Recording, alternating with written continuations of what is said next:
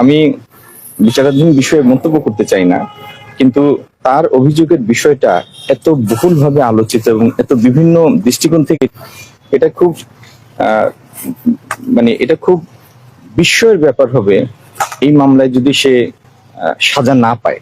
তো সেরকম একটা সেন্সিটিভ একটা মামলা, যে মামলা বিচারের দীর্ঘসূত্রিতার কারণে একসময় হাইকোর্টে দাঁড়িয়ে নিশ্চয়ই বেঞ্চকে কনভিন্স করার মতো কোনো যুক্তি উপস্থাপন করে তার বেলটা সিকিউর করা হয়েছে। তারপরেও আমি বলবো এত আলোচিত এবং জঘন্য একটা হত্যাকাণ্ডের মূল আসামি এইভাবে জামিন পাওয়াটা ঠিক হয় নাই, এবং পাওয়াটা যে ঠিক হয় নাই তার প্রমাণ হলো পরের দিনই এটা স্থগিত হয়ে যাওয়া।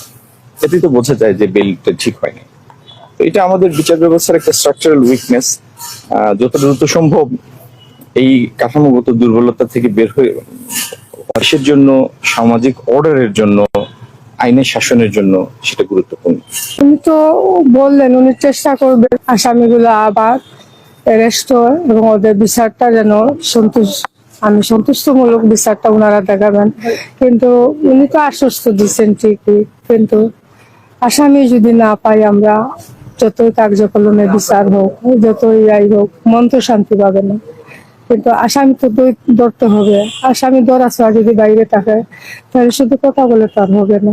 আমি তো আসামিকে পেতে হবে, বিচারটা আবার পেতে হবে, এটাই আমার সবচেয়ে বড় কামনা। তো আমাদের বাংলাদেশের সরকার যদি, বর্তমান সরকার যিনি, উনি যদি চাপ দেন আর আমাদের গণ্যমান্য ব্যক্তিরা যেন চাপ দিলে নিশ্চয়ই আমি আশা করি বিচারটা সঠিক পাবো।